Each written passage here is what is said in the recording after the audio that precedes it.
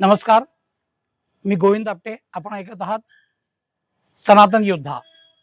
सनातन योद्धा जोपर्यंत या भारतामध्ये सनातन योद्धा पूर्णपणे उभा राहत नाही तोपर्यंत आज जी तरुण पिढी आहे त्यांचं भवितव्य पूर्णपणे अंधकारात आहे, पूर्णपणे अंधारात आहे. खास करून ज्या मुली आहेत त्या मुलींचं भवितव्य पूर्णपणे अंधारात आहे. याची नीट जाणीव प्रत्येकाला होणं हे नितांत गरजेचं आहे.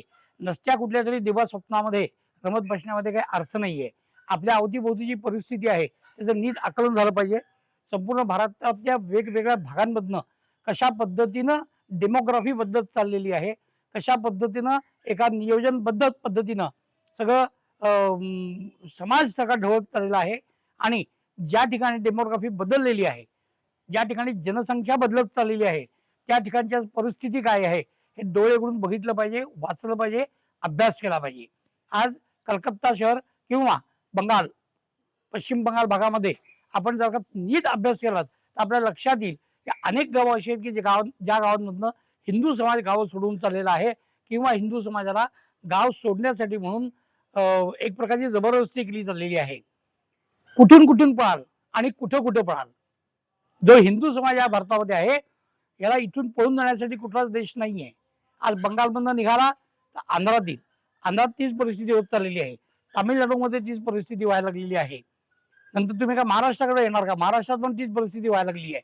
उत्तर भारतामध्ये सुद्धा वातावरण खूप खराब झालेलं आहे. तुम्ही जर का उत्तर प्रदेशमध्ये गेलात, एक जे पूर्ण गुंडा राज्य होतं ते जे उलथून पडलेलं होतं योगींनी, आदरणीय योगींनी जे उलथून पडलेलं होतं ते परत प्रस्थापित करण्याच्या करता म्हणून सर्व प्रयत्न चाललेले आहेत. आपण नीट डोळे उघडून बघत नाहीये, आपण नीट अभ्यास करत नाहीये. आपण युट्यूबवरती सुद्धा हे बघू शकतो.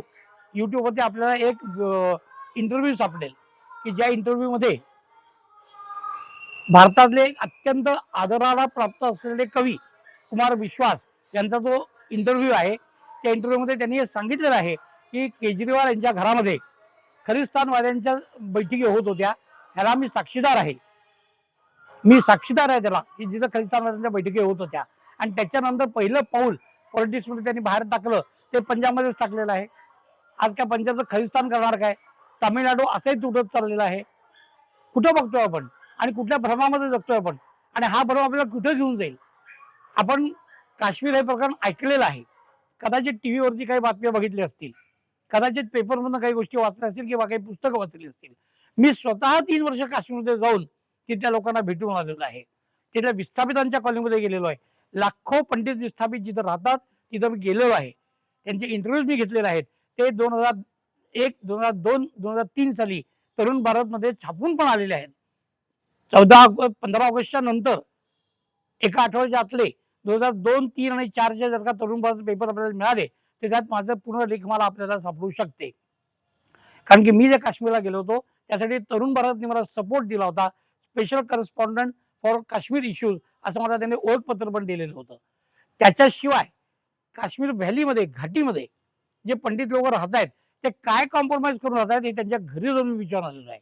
इतका भयानक प्रकार आहे, इतका भयानक प्रकार की तो जर का सांगायचा म्हणला तर जाहीरपणानं युट्यूबवरती सांगता येत नाही. खाजगी बैठकांमधून मी सांगत असतोच काय बघितलेलं आहे ते. पण अतिशय भयानक प्रकार आहे. क्रूरतेचा कळस ज्याला म्हणतात तो काश्मीरमध्ये घडलेला आहे आणि तो पूर्ण भारतात घडेल. आणि तो घडण्याचं एकमेव कारण म्हणजे हिंदू समाज संघटित नाहीये, अजिबात संघटित नाहीये. आता महाराष्ट्रामध्ये निवडणुका आहेत. 20 तारखेला मतदान करायचं आहे. हे मतदान करत असताना डोळ्यासमोर या गोष्टी ठेवा. अनेक लोक असं प्रश्न विचारतात की ते सगळं हिंदू मुसलमान वगैरे ठीक आहे हो, पण महाराष्ट्राची प्रगती काय झालेली आहे तो स्वतंत्र विषय आहे. महाराष्ट्रात झालेली प्रगती मी आपल्याला सगळ्यांना समजून सांगतो. भारताची मागच्या 10 वर्षात काय प्रगती झालेली आहे, तुमचं गतिशक्ती योजना म्हणजे काय, PM गतिशक्ती योजना म्हणजे काय आहे, सागरमाला प्रोजेक्ट म्हणजे काय आहे, या सगळ्याचे व्हिडिओज तुम्हाला ऑलरेडी युट्यूबवरती अनेक लोकांनी एक्सप्लेन केलेले आहेत. ते तुम्ही बघू शकता.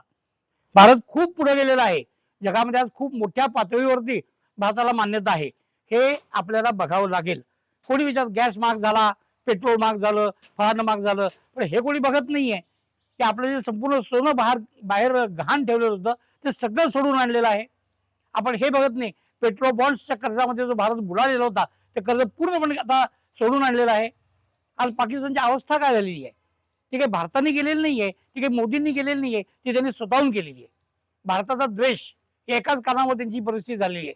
आणि भारतात राहून जे भारताचा द्वेष करतील त्यांची अवस्था अवघडी जाऊ जाणार आहे. डोळे उघडून बघा, ज्या काही आपल्या तक्रारी असतील त्या आपण मांडूया. आपण महाराष्ट्राच्या नेतृत्वापुढे मांडूया, आपण भारताच्या नेतृत्वापुढे मांडूया. पण त्या आपल्या समस्या, आपले प्रश्न मांडण्यासाठी आधी आपण आसारा जर पाहिजे. जिवंत असू तर बोलू, जाणीव असतील तर बोलू ना. का आपल्याला धर्मांतर करायचंय? काही जरा ते सगळ्यात शेवटी काय होईल, धर्मांतर करू. अनेक लोकांनी मला उत्तर दिलेलं आहे. हे काय त्याचं उत्तर नाहीये. उद्या तुमच्या पुढच्या पिढ्या धर्मांतरित असतील, त्यांच्या पुढच्या पिढ्या जे असतील ते कट्टर होत जातील. मग कट्टर धर्मांतरित झालेले जे लोक तेच कट्टर आहेत, बाकी कोणी कट्टर नाहीये. या जगात कुठल्याही इस्लामिक देशामध्ये मुसलमान लोक कट्टर नाहीयेत. ते धर्मांतरित झालेले तेच कट्टर आहेत. आपल्याला विचार करावा लागेल या गोष्टीचा. काय शिकवलंय हिंदूंचं? एक देवी देवता मला असं दाखवा की ज्याच्या हातात शस्त्र नाहीये. काय सांगू इच्छित आहेत तुम्हाला? नुसतं देवळामध्ये जाऊन दर्शन घेतलं, फुलं वाहिली, आरत्या केल्या की संपलं, असं होत नाही. त्या देवतांनी शिक्षण काय दिले बघावं लागेल. नुसतं जय श्रीराम म्हणून चालणार नाहीये. तर रावणाच्या विरुद्धामध्ये जे मोठ्याच्या मोठे युद्ध रामाने केलेलं आहे, तेव्हा एकाच सीतेला पळवलं होतं, आज लाखो सीता पळवल्या चाललेल्या आहेत. हजारो स्त्रियांवरती बलात्कार होतोय आणि बाकीच्या समाज डोळे बंद करून बसलेले नाही. का बरं? तुमच्या घरातली स्त्री होती ती पाळी यावी ह्याची वाट बघायची आहे? नाही नाही, असं चालणार नाही. असं बिलकुल चालणार नाही. सगळ्यांना संघटित व्हावं लागेल. आपल्या घरापर्यंत ती पाळी येऊ नये.